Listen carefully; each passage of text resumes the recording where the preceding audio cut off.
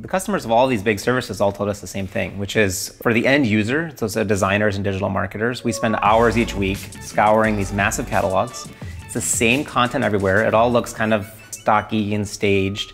So we end up spending all these hours looking for something that feels a little bit unique and authentic. And then we went and spoke with their managers and the owners of these companies, and they said, I'm spending all this money paying my people, who are expensive people, to waste their time searching through these big catalogs.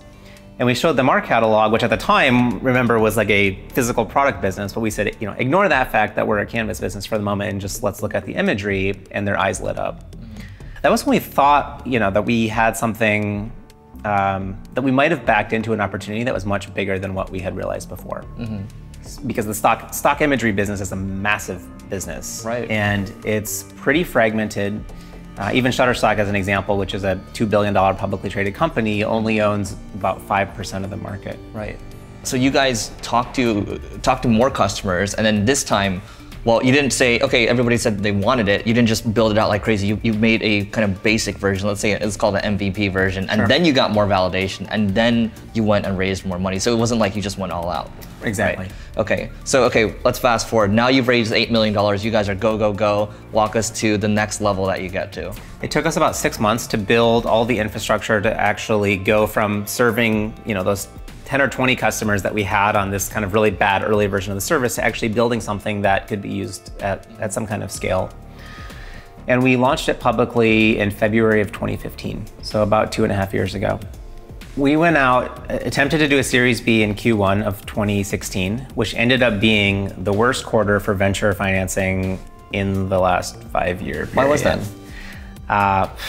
You tell me.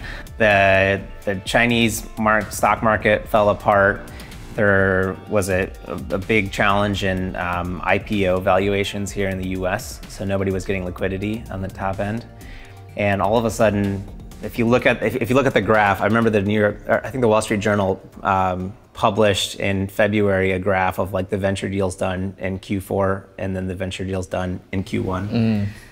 So we end up going out fundraising in basically the worst time possible. Find out nobody will fund the company, get a bunch of interest but no checks, sit down with the board and basically make a decision that we're gonna get the company profitable on our own cash, which looks highly probable at the time because our sales engine is generating so much cash at the time. So this is March of 2016. And we continue to scale that team, as I said, to the sales team from 15 to 20 in January to 35 by June, and make a decision in March that we're going to focus on profitability. And in April, the wheels fall off the entire thing. So all of a sudden, our bookings per rep go from 30 to 35 to 10. The burn of the company, so the amount of cash the company is using each month, goes from about 200 to 600. Whoa. In about a 2-week period. Yeah, so what happened in that period? I mean, why did the bookings drop? Let's start with that first. Eventually what we realized were a couple of things. One is we had under-diversified in marketing. So because we had such a big push on driving scale, and because we were trying to do it without burning a ton of cash, we ended up having to hone in on only 1 or 2 channels that were really working, rather than continuing to nurture channels that were less profitable but showing promise. The other thing that we did, we had a lot of challenges on the sales leadership side. We had brought in a pretty seasoned VP of sales that ended up not working out. And then again, because of our big push and scaling fast, we promoted up one of our better AEs to running the team, who was a great and talented salesperson, but just not equipped at the time to handle the kind of scale that we were working on. So I would say we underinvested in systems, underinvested in marketing diversification, and then underinvested in sales leadership. Pretty massive errors if you're trying to go from 20 to 60 or 70 salespeople over the course of a year. So we hit a point in June where we had a bit of a crisis because we now had this big sales team, and the sales team was getting back on track, but not as quickly as we needed. So we were really eviscerating cash. We're knew that we were going to have trouble bringing more cash into the company. and ended up making a pretty tough call in July to dramatically reduce the size of the sales team. And so we took the sales team from 35 to 5, and we had that team focus only on larger deals. And then we decided, we had a little bit of early signal on self-service, so having companies come in and just purchase photos without talking to a salesperson. And we're going to begin experimenting with building, with increasing, in essence, the percent of customers that were being handled in a self-service manner. August 1, we put that team, that remaining 5 salespeople, entirely on larger contracts, which we had some significant success with. And we launched the first version of our self-service engine. And in our first 2 weeks in market with self-service, that kind of shoddy V1 brings in more revenue than our entire 35-person sales team had at their peak. So we sit down middle of August and are looking at the data. And on the one hand, it's great news because all of a sudden we have this massive signal on a way to reach customers at a much bigger scale. On the other hand, we still have this sales team. And what we learned our first 4 to 6 weeks of doing enterprise sales was the deals are there. We're bringing in big customers like Apple and Microsoft, but the deals much less predictable and take way longer. So that lesson of like, if you ever have to do layoffs, you want to do one and cut deeper than you need to. We thought we had done that.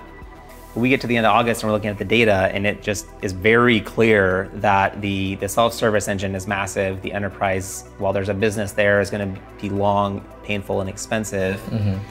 And we also, the third thing we did is we had at the time a 5-person services team, because when we brought in bigger customers, we would spend more time with them.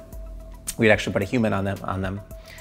And we were really deep on the data, and what we realized was that when we looked at a customer who had an account manager assigned to them and spending time with them, and we looked at customers that were just acting in an entirely self-service manner, there was no variance in either NPS or customer retention.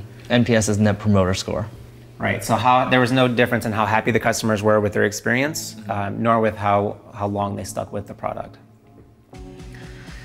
So we go through this like extremely painful decision to again reduce the size of the company and to let go of another 8 people and 8 incredible people who had been with us for quite some time, leaving us with, actually I guess it was 10 people, and leaving us with only 10 left.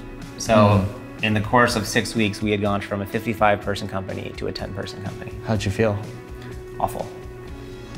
What was going through your head at the time? Just feeling pretty shitty. Feeling a lot of guilt, a lot of self-doubt. We had spent months convincing all of these ambitious, smart, quality people to come and join us on this mission to bring authenticity to creative projects, to create opportunity for these photographers all over the world. And they had trusted their careers to us and their livelihood. A lot of them had moved from other parts of the country. And we also had always had a very close team. We've always had a very open culture and really we started a company mostly because we wanted to work with our friends and people that we cared about. So these people were all, they were all our friends, and they were all really close with one another. So it was, for sure, those 2 days were the hardest of my career. And I think, some of this is natural in startups where you learn along the way what's going to work, what channels work, what products work. But we certainly made lots of mistakes. A couple more questions as we work towards wrapping up. Starting from the beginning, over and over, you're getting beaten up back and forth. And at a certain point, there has to be a point where it's just like, should I just throw in the towel? Did you ever face that kind of decision, or was that going through your head at any point? Oh, many times, many times. I love that Ben Horowitz quote of the Wifio moment, so the "we're fucked, it's over." I don't know. I feel like we've had more than our fair share, but we're still here. The one thing that we did that I think has really kept us going and actually moved us, leveled us up to a point where as humans, we're really thriving in the experience. And we just sat down as a team and we said, okay, we've been through all this shit and we just lost 45 of our friends that we loved working with. It's up to the 10 of us to make this thing work and to grow it. If the 10 of us leave, like if any of the 10 of us leave, we're screwed. And so we sat down together as a team and we actually asked the question just really openly of what would it take for us to make this place a place that we're all excited to spend the next 5 years? Like, let's rip up everything that we think we know about how we should work, how a company should run, what it means to be venture-backed. And let's just start from ground zero and say, how do we want to work, the 10 of us, so that we can make this thing thrive together?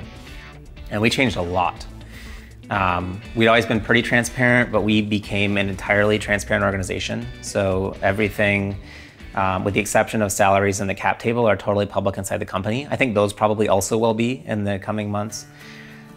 We started involving everyone in kind of the learnings, transparency in all experiments, quarterly.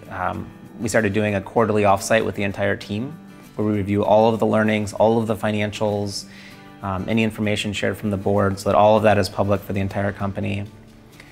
And I think it's the reason that everyone's here. We've had no attrition since we went through those layoffs. That entire team is here. And that to me is the most amazing thing. I mean, the revenue growth is great. We'll be profitable this quarter for our first time ever, which feels amazing.